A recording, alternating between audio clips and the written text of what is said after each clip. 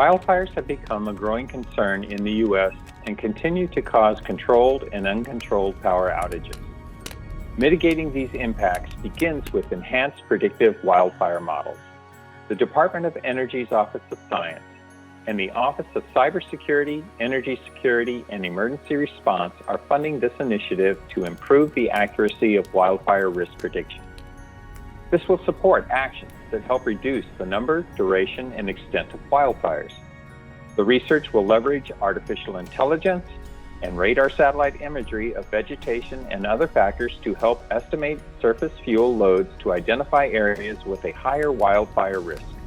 This work will help prevent fires near power lines and substations and enable control room operators to take quick corrective actions and help communities maintain power. AI will help us draw insights from vast amounts of data, enabling better wildfire management.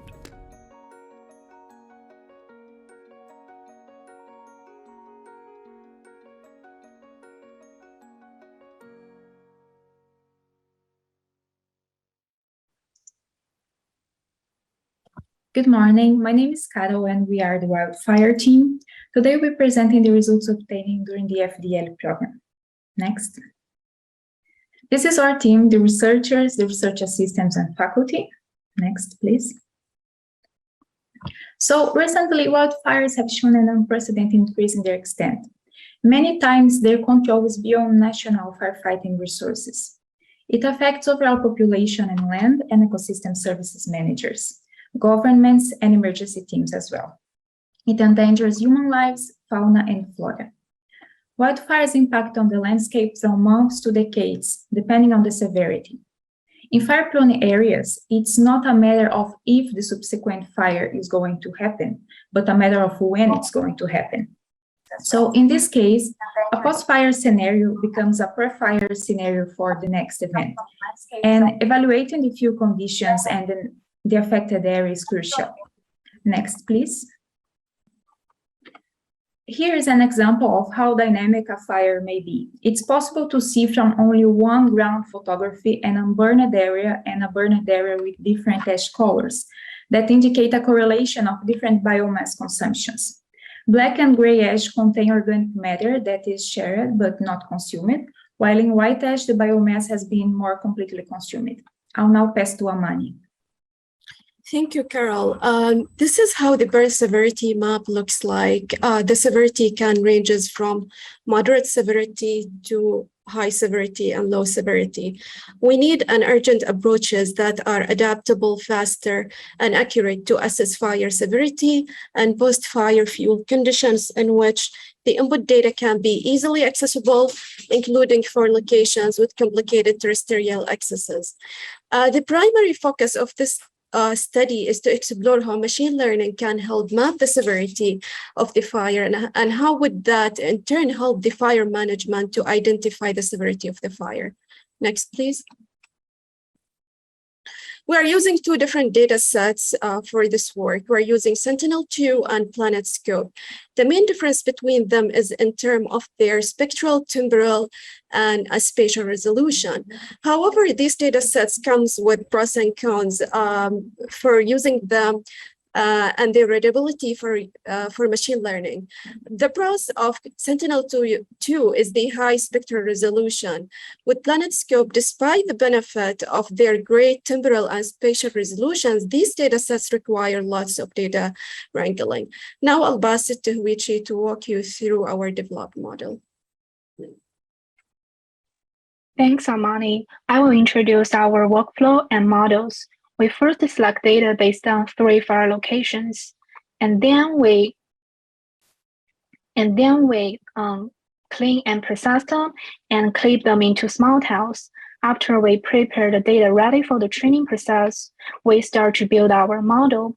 Our baseline model is to do simple PCA analysis and calculate indices like the commonly used burn ratio and vegetation index to analyze the image difference.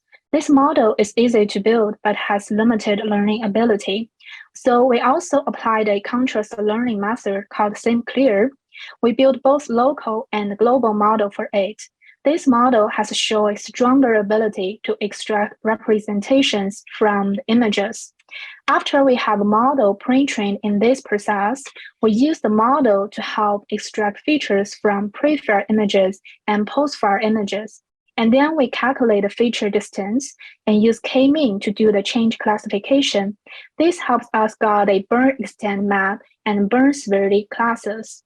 We first compare our results to existing fire products and our baseline model results. For example, the burn severity map based on DNVR on the right side. We also have some manually generated labels. We applied two evaluation metrics, the PRAUC curve and F1 score, to help quantify our model's performance.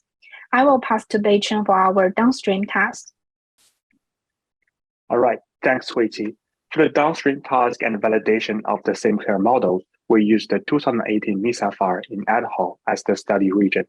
The pre-fire and post-fire conditions are shown here using the planiscope imagery, which you can observe the significant amount of the white ash in the center of the image on August 15th. And one of the validation labels is demonstrated on the right side, indicating the burn area. Next slide, please. We trained two types of models for the downstream task validation. For the local model, we trained and evaluated based on the Sentinel-2 at the Mesa fire. For the global model, it was pre-trained on the planiscope dataset at the two different fires and then was evaluated at the Mesa fire. After running the pre-trained Sinclair models on the validation dataset, we mapped the cosine distance calculated from the feature representations shown in the middle. Since the performance between the local and global models cannot be directly compared, so we then developed different baselines for each of them, and both models outperformed compared to their own baseline. Two animations on the right side here are the magnified scene in the white boundary. You may observe the improvement in the resolution at the model output based on the planiscope data. You may also notice a good alignment between its prediction and the white ash. Next slide, please. Furthermore, we performed another validation process on the manually annotated labels. They are white ash, black ash, and unburned area. And we compared them to the major, minor, and no changes. They are clustered from the Sinclair feature representations. The matrix of the different experiment setups are shown in the table on the right side. The higher the value, the better the performance. The Sinclair model trained on the planiscope has a very promising overall performance, even though it has not been fine-tuned yet. Next, please. As a summary, here are takeaway notes and further steps. To be highlighted here, our proposed Sinclair model outperforms the baselines, which hence can be used in mapping fire severity, helping post-fire field measurement, and benefiting local line managers. That's all for our presentation. Thank you all for your listening.